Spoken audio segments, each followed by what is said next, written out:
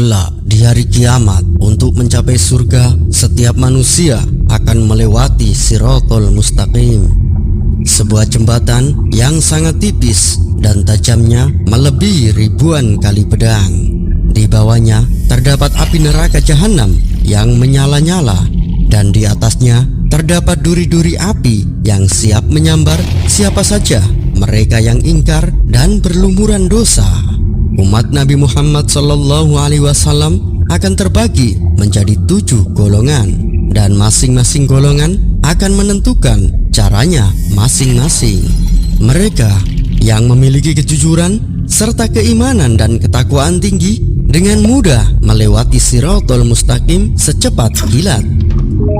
Mereka yang alim dengan keimanan dan ketakwaannya akan berhembus seperti angin di atas Shirathul Mustaqim. Mereka, para wali-wali Allah, akan berterbangan bagai burung tanpa halangan sedikit pun saat melewati Shirathul Mustaqim.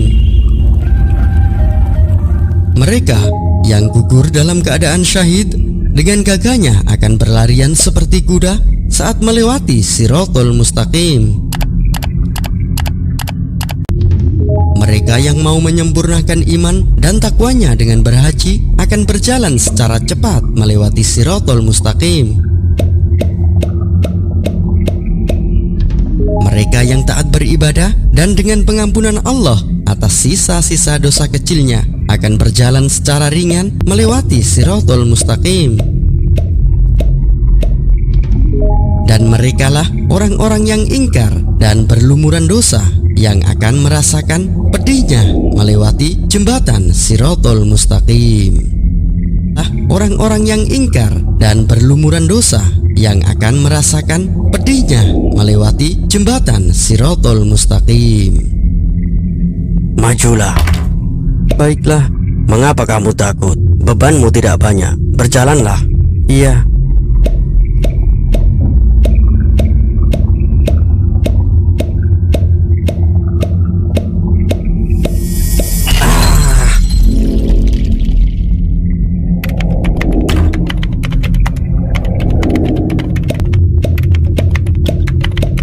Giliranmu, majulah.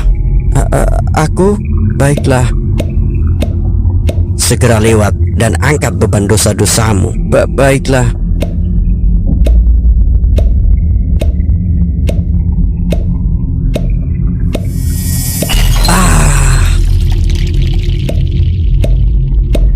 Maaf, mengapa aku tidak dipanggil? Tidak perlu, diamlah di sana. Kenapa? Apa itu artinya aku aman? Justru tidak aman sama sekali. Mengapa begitu? Kan belum dicoba. Kamu tidak memiliki iman semasa hidupmu. Tidak ada kesempatan untuk lewat, karena takdirmu sudah ditentukan. Ditentukan di mana? Jahanam. Bagaimana mungkin aku jatuh? Aku saja tidak berkesempatan lewat Shirathul Mustaqim. Ya, kamu tidak akan jatuh, tapi api Jahanamlah yang akan menjemputmu. Apa?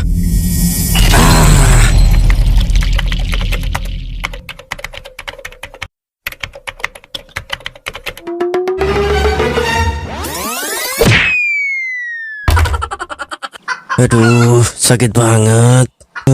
Sakit banget. Adeh, kayak anak kecil aja. Emang gimana ceritanya? Meme ingat kan seminggu lalu suruh Pepe beliin susu SBM buat dedek di Canda Maret? Iya, ingat. Nah, dulu kan harganya 20.000 kalau kotak kecil. Iya, Pe. Kenapa dibahas lagi? Kan udah seminggu lalu, apa hubungannya? Justru karena itu, tadi pagi Meme nyuruh beli susu itu lagi kan. Pepe lihat harga susu SBM jadi 15.000. Untuk memastikan benar apa tidak harga itu, Pepe samperin tuh kasirnya. Lalu Pepe tanya, "Mbak, sekarang kok susunya turun?" Saya cuma tanya, sekarang susunya kok turun? Dasar bapak nggak ada akhlak, berani-beraninya ya. Aduh, jadi gitu mah. Aduh, Pepe sih asal aja ngomongnya. Ya jelas digampar. Loh, Meme nyalain juga. Memang Pepe salah apa? Salahnya Pepe nggak nunjukin susu yang Pepe maksud. Jadinya si kasir salah paham kan? Salah paham? Maksudnya apaan? Ya mungkin dia kira Pepe mau godain punya dia. Punya dia? Maksudnya? Buset dah, Pepe baru nyambung. Aduh. Allahu Akbar, Allahu Akbar. kenapa ya? Akhir-akhir ini setiap aku dengar azannya orang muslim, hatiku ikut bergetar dan merasa terpanggil. Sudahlah, mungkin cuma perasaanku aja. Tapi nggak ada salahnya juga sih mencari tahu. Siapa tahu ada solusinya. Saudaraku semua yang diridhoi oleh Allah, kelak di hari kiamat, mereka orang-orang yang ingkar dan tidak memiliki iman terhadap Allah akan menjerit di neraka. Mereka selalu berangan-angan dan memohon untuk dikembalikan ke bumi agar bisa menjadi orang-orang yang beriman. Dan itu akan berulang-ulang selama-lamanya di neraka. Jadi aku juga akan mendekam di neraka untuk selama-lamanya? Ya Tuhan, jika ini benar, mengapa aku tidak dilahirkan di lingkungan orang yang muslim, sehingga aku tidak menjadi orang yang celaka seperti sekarang? Kenapa kamu bersedih, wahai anak muda? Siapa kalian? Kami adalah penjaga hatimu. Ya, aku sedih karena mendengar ceramah barusan. Apakah benar aku akan mendekam di neraka untuk selama-lamanya? Ya, itu benar sekali. Kecuali apa? Kamu segera bertaubat kepada Allah. Bertaubat? Benar, ceramah itu menjelaskan keadaan orang non-Islam di akhirat nanti. Jadi, jika kamu bertaubat dan menuju jalan kebenaran, maka kamu akan termasuk orang yang beruntung. Majulah! Menurut catatan, kamu tidak membawa iman sama sekali. Jadi bersiaplah mendekam di neraka. Hai kamu, majulah! Menurut catatan, kamu seorang mu'alaf ya? Iya. Amal baikmu cukup banyak sekali di sini. Silahkan lanjut ke penjagaan berikutnya. Bagaimana mungkin? Kemana dosa-dosaku sebelum aku memeluk Islam? Disitulah kemurahan Allah. Seluruh dosamu telah dihapus seketika saat kau ucapkan kalimat syahadat. Dan semua kebaikanmu telah dilipat gandakan atas kesungguhan dari taubatmu. Jadi aku punya kesempatan yang sama untuk menggapai ridho Allah. Benar, jika kamu sungguh-sungguh bertaubat. Asyhadu an la ilaha illallah wa asyhadu anna Muhammadar Rasulullah. Jika seorang hamba memeluk Islam, lalu Islamnya baik, Allah menulis semua kebaikan yang pernah dia lakukan dan dihapus darinya semua keburukan yang pernah dia lakukan.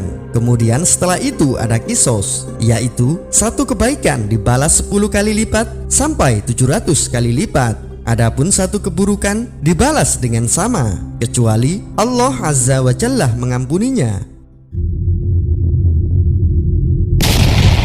Hari itu adalah hari penentuan. Para manusia akan dibangkitkan kembali satu persatu dalam keadaan yang memprihatinkan, penyesalan, penderitaan, dan kebingungan. Itulah yang dirasakan saat semua dikumpulkan di hamparan luas yang disebut padang mahsyar. Mereka semua hanya berharap ampunan dan pertolongan. Kita tidak akan kuat menahan penderitaan ini. Benar, ini adalah padang mahsyar yang sangat menyakitkan. Kita membutuhkan pertolongan Allah untuk bisa melewati semua ini. Tentu saja, tapi Allah telah menutup pintu harapan dan doa para hambanya. Lantas bagaimana? Satu-satunya cara adalah dengan meminta bantuan dari Nabi Allah supaya dimintakan syafaat. Siapa Nabi Allah yang dapat memintakan syafaat itu? Barangkali Nabi Adam. Beliau adalah utusan pertama Allah dan cikal bakal para manusia. Mereka lantas berbondong-bondong menemui Nabi Adam alaihissalam. Wahai Abul Bashar, mintakanlah kami syafaat kepada Allah agar bisa melewati derita panjang ini. Nabi Adam alaihissalam pun menjawab, maaf, aku tidak dapat memintakan syafaat. Mintalah kepada Nabi Ibrahim, beliau adalah kekasih Allah. Mereka pun lantas pergi menuju keberadaan Nabi Ibrahim alaihissalam. Wahai Khalilullah, mintakanlah kami syafaat kepada Allah agar kami kuat melewati penderitaan ini. Nabi Ibrahim alaihissalam menjawab, maaf, aku pun tidak dapat memintakan syafaat. Mintalah kepada Nabi Musa, beliau adalah hamba yang mampu berbicara kepada Allah. Mereka lantas pergi menemui Nabi Musa alaihissalam. Wahai kalimullah, mintakanlah kepada Allah syafaat bagi kami semua supaya kuat menjalani semua ini. Lagi-lagi harapan mereka sia-sia. Nabi Musa alaihissalam menjawab, maaf, aku juga tidak mampu memintakan syafaat buat kalian. Datanglah pada Nabi Isa, beliau diciptakan melalui kalimat Allah. Mereka lantas pergi menemui Nabi Isa alaihissalam. Wahai kalimatullah, mintakanlah syafaat kepada Allah untuk kami semua. Kami sudah tidak kuat lagi menjalani semua ini. Harapan mereka pun pupus ketika Nabi Isa alaihissalam menjawab, aku tidak memiliki hak untuk memintakan syafaat di sini. Datanglah kalian kepada Nabi besar Muhammad sallallahu alaihi wasallam. Beliau adalah Rasul paling mulia dan kecintaan Allah. Mereka pun lantas bergegas menuju Nabi Muhammad sallallahu alaihi wasallam. Wahai Nabi junjungan para umat manusia, mintakanlah syafaat kepada Allah. Kami semua sudah tidak sanggup menjalani derita padang mahsyar ini. Kemudian Nabi besar Muhammad sallallahu alaihi wasallam pun bersujud kepada Allah dan memintakan syafaat untuk seluruh umat manusia. Hingga kemudian datanglah hari di mana semua amal baik dan buruk akan diadili di hadapan Allah. Yaumul Hisab.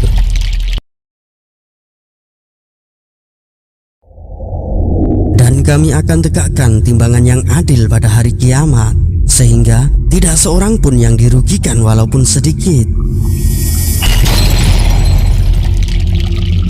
Jika amalan itu hanya seberat biji sawi pun, pasti akan kami datangkan pahala. Dan cukuplah kami sebagai pembuat perhitungan.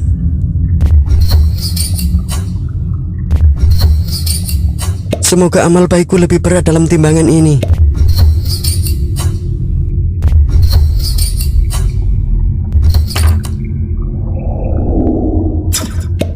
Ikutlah denganku. Apakah aku akan masuk surga? Belum sekarang. Tapi amal baikku lebih berat timbangannya.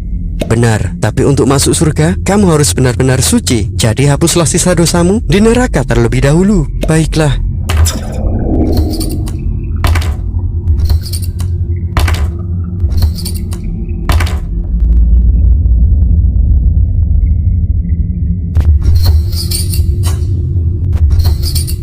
Tidak, ini pasti timbangannya yang salah.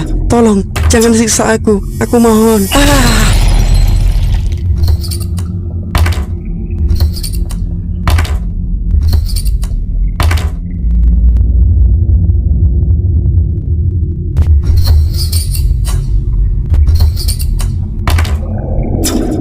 Wahai hamba Allah, amal baikmu sangat berat. Mari saya antar menuju surga. Meskipun kamu perlu membersihkan sedikit dosamu terlebih dahulu. Baiklah, permisi, aku keberatan. Apa yang membuatmu keberatan? Di situ terlihat amal baiknya lebih ringan, tapi mengapa beratnya melebihi amal buruknya? Silakan jelaskan. Semasa hidup saya selalu bertasbih kepada Allah. Apa hubungannya? Karena bertasbih adalah amalan ringan di lisan, namun berat di timbangan. Benarkah demikian? Benar, wahai hamba Allah. Subhanallah wa bihamdih, subhanallahil azim. Aku sering membaca kalimat itu semasa hidupku. Semoga timbangan amal baikku sama beratnya seperti dia. Amin.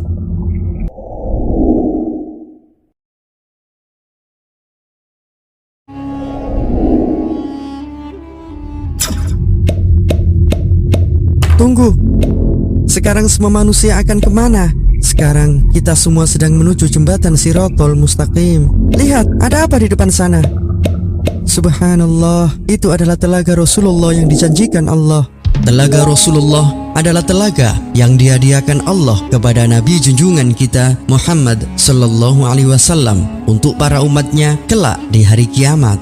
Sebuah telaga yang sumber airnya berasal dari sungai Al-Kautsar di surga, di mana airnya lebih putih dari susu dan manisnya melebihi madu. Apa keistimewaan telaga itu? Atas izin Allah, jika kita dapat meminumnya, maka kita tidak akan haus selamanya. Benarkah? Lalu siapa cahaya bersinar yang menyambut di depan telaga itu? Itu adalah Rasulullah Muhammad sallallahu alaihi wasallam. Beliau sedang menanti para umatnya. Ayo, segera kita bergegas. Tapi bagaimana bisa Rasulullah mengenali kita? Kita adalah umat akhir zaman, jauh setelahnya. Rasulullah akan mengenali umatnya dari cahaya bekas wudhunya. Rasulullah pun menyambut setiap umatnya dengan amat gembira dan menyuguhkan gelas-gelas yang berisi air telaga tersebut. Siapa rombongan pertama yang sampai di telaga itu? Mereka adalah orang-orang fakir yang ikhlas. Lantas berikutnya, mereka adalah orang-orang yang gemar memberi buka puasa kepada saudaranya hingga kenyang. Lalu setelahnya, mereka adalah orang-orang yang senantiasa menjaga lisannya dari hal-hal yang tidak perlu. Lihat, sudah giliran kita. Mari kita ke sana. Puji syukur kepada Allah. Mari. Namun sayang, tidak semua umat Nabi Muhammad sallallahu alaihi wasallam dapat meminumnya. ada sejumlah umat yang terhalang untuk merasakan kenikmatan air telaga tersebut. Mereka adalah orang-orang yang merubah keyakinannya dan atau berpaling dari ajaran Nabi Muhammad Sallallahu Alaihi Wasallam.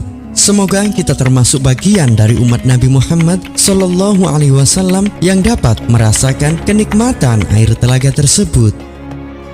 Yaumul Hisab. Pada hari ini, setiap jiwa diberi balasan sesuai dengan apa yang telah dikerjakannya. Tidak ada yang dirugikan pada hari ini. Sungguh Allah Maha cepat perhitungannya. Pada hari ini, kami tutup mulut mereka dan berkatalah kepada kami tangan mereka, dan memberi kesaksianlah kaki mereka terhadap apa yang dahulu mereka usahakan. Giliranmu, wahai hamba Allah, silakan. Ketika Allah menanyakan tentang umur dan jasadnya semasa hidup. Ya Allah, sungguh dia telah habiskan hidupnya untuk mencari ridhamu. Benar wahai Tuhanku, tangan ini selalu digunakan untuk ruku dan bersujud. Iya Tuhanku, dia tidak pernah lupa mengajakku berjalan menuju tempat sujud. Kami bersaksi bahwa dia adalah orang yang baik. Beruntunglah mereka yang telah menghabiskan umurnya untuk menunaikan sholat kepada Allah. Karena jika sholat mereka baik, maka semua perkara akan menjadi baik pula. Giliranmu, bergegaslah. Ketika Allah menanyakan tentang umur dan jasadnya semasa hidup. Sungguh dia telah habiskan hidupnya untuk mengingkari kuasamu ya Allah. Benar, dia selalu menyuruhku berbuat kemaksiatan. Dia adalah orang yang celaka, selalu mengajakku jalan menuju tempat dosa. Dia juga membebaniku dengan urusan duniawi yang sia-sia. Dan ketika Allah menanyakan tentang ilmunya, ya Allah, dia selalu memanfaatkan kecerdasanku untuk membodohi orang lain. Dia juga memanfaatkanku untuk melakukan tipu daya. Aku bahkan dipaksa berjalan mengikuti ambisi rusaknya. Kami benar-benar telah dizalimi olehnya. Lantas Allah kembali menanyakan tentang hartanya. Celakalah dia ya Allah, dia telah habiskan hartanya ke jalan yang sesat. Karena harta, dia melupakanmu. Ya, dia juga memaksaku mengambil harta dengan cara haram. Bahkan, dia juga menolak saat aku serukan untuk berzakat dan bersedekah. Hartanya hanya dihabiskan untuk menghiasku saja, memamerkan pakaian dan perhiasan tanpa menutup auratku. Sungguh, mereka adalah orang yang celaka, yang menghabiskan hidupnya dengan perkara yang menyimpang dari Allah. Setelah penghisapan, setiap orang akan diberikan buku catatan amal baik dan buruk yang kemudian akan ditimbang di Yaumul Mizan.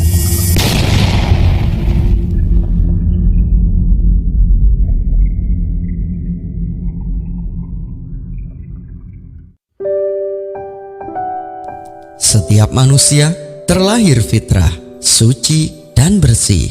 Setiap orang tua wajib memberikan nafkah dan pendidikan yang baik juga benar kepada anak-anak mereka sesuai ajaran Rasulullah Muhammad Sallallahu Alaihi Wasallam, supaya kelak anak-anak mereka mampu menggapai ridho Allah baik dunia maupun akhirat. Silakan hamba Allah yang soleh, masuklah ke dalam surga. Maaf, sebentar.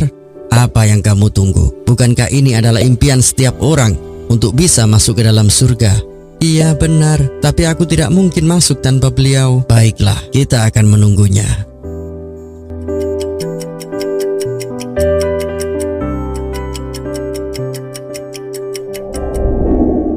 Permisi, sebenarnya siapa yang kau tunggu? Aku menunggu ayah dan ibuku. Begini, orang tuamu tidak sebaik dirimu. Selama hidup, mereka banyak berpaling dari perintah Allah. Bahkan mereka sering menuruti syaitan dan hawa nafsunya. Apalah arti keindahan surga jika ayah dan ibuku tidak ada?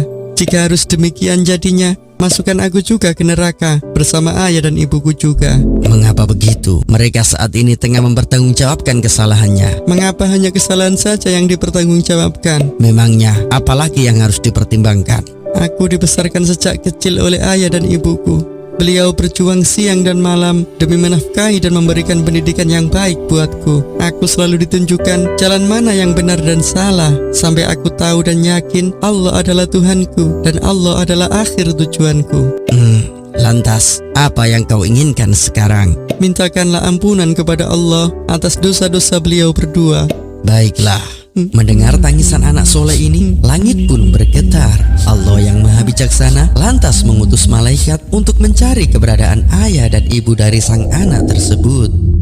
Mengapa kau bawa kami? Bukankah kami masih memiliki sisa-sisa dosa kami? Sisa dosa kalian telah diampuni oleh Allah karena kesolehan anak yang kau besarkan. Temuilah anak kalian yang sudah lama menunggu di sana.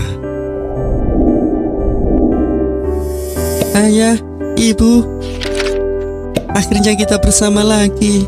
Mari ayah dan ibu, aku kandeng menuju surga kita. Semoga kita termasuk anak-anak soleh yang kelak dapat memberikan syafaat kepada para orang tua kita.